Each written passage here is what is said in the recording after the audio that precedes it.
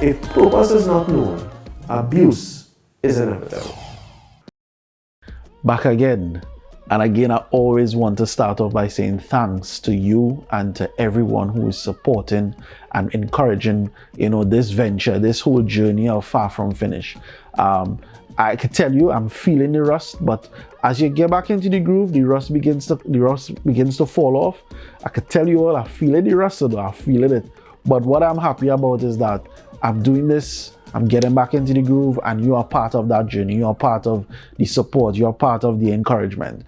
And just a shout out to Energy, for this wonderful tie-dye jersey. As it says Yes, better than yesterday. As the kind of energy you want, better than yesterday. All right. So don't hold on to what has happened yesterday, but look forward to what you can do tomorrow. Yeah. So today I want to look at the whole concept of parenting. Yeah, and I want to look at it from my perspective. My perspective as a father of 3 wonderful kids. I can't even say 3 wonderful kids again because Janae is now a young adult. And watching that transition, seeing that transition was really, really hilarious, but at the same time very frightening, because to this day I still remember when Jenny was born. I still remember holding her. I still remember going to the hospital, holding her up, praying over her, even seeing how Janelle was at that point. The whole change in our life as a child has come into our world, as we would say. And one of the things that I want to speak about parenting is that in looking at what is taking place in our society today, it is one area I feel that is very touchy to address, because sometimes parents feel, I don't know if the word is attacked, or feel incapable of raising children. And the truth is, parenting has a lot to do with what our society is dealing with, because the parents are the ones that influence the children to become what they have been called to be. And why I want to talk about parenting today is because I want us to take a very in-depth look at how parenting affects children. And even though I might be speaking from my perspective, I believe what I'm going to share is what has been the blueprint for what I've seen in my own children and what they have been successful with.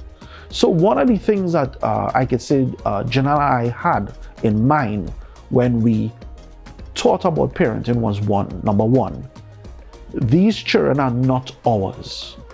And that is a very hard pill to swallow, because the attachment that comes when children come into the world with you is a bond like no other. But the truth is, these children are given to us for us to raise, to teach, to prepare for adulthood, and to prepare for God to use them as He chooses to. And understanding that gives us a different responsibility and an understanding of the magnitude of the responsibility in raising these children. Why? Because once I have that understanding that they are not my own, but I am preparing them for life, the mindset behind it and the mindset behind driving them is different. Yeah? Number 2, one of the things you have to remember, the scripture says, train up a child in the way he should go. So it means that it's very important as a parent, you learn and you observe very quickly what this child is about, what this child wants to do, what this child goes after, and train them in that way that they are able to follow it, that when they become an adult, they will not turn away from that path. And the third thing is growing with your children. What does that mean? Growing with your child means this. As they grow, you are growing also. You are learning their different stages and learning how to teach them at different stages. So what Jenny was at 18, Kyra might be different at 18.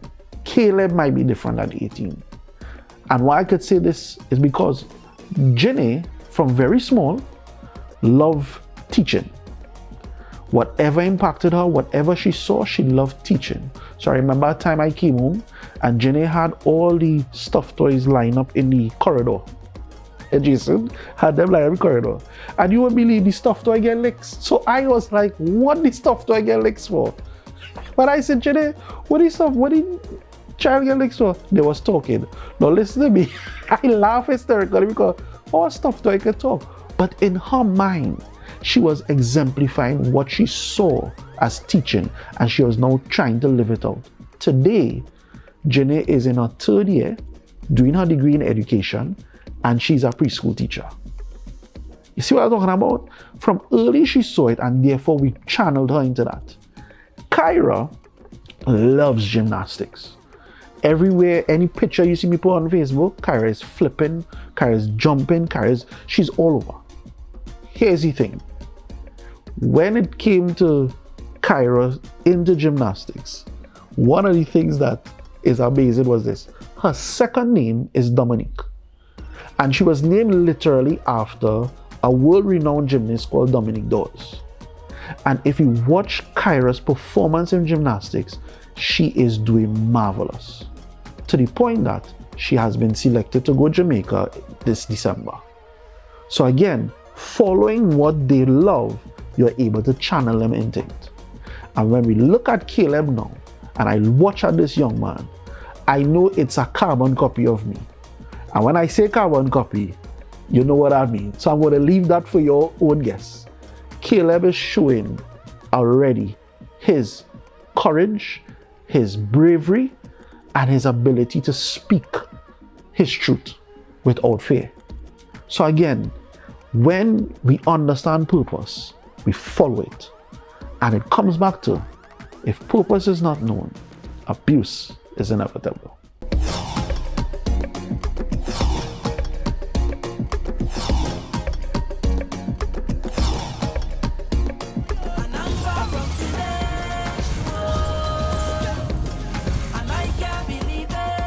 If purpose is not known, abuse is inevitable.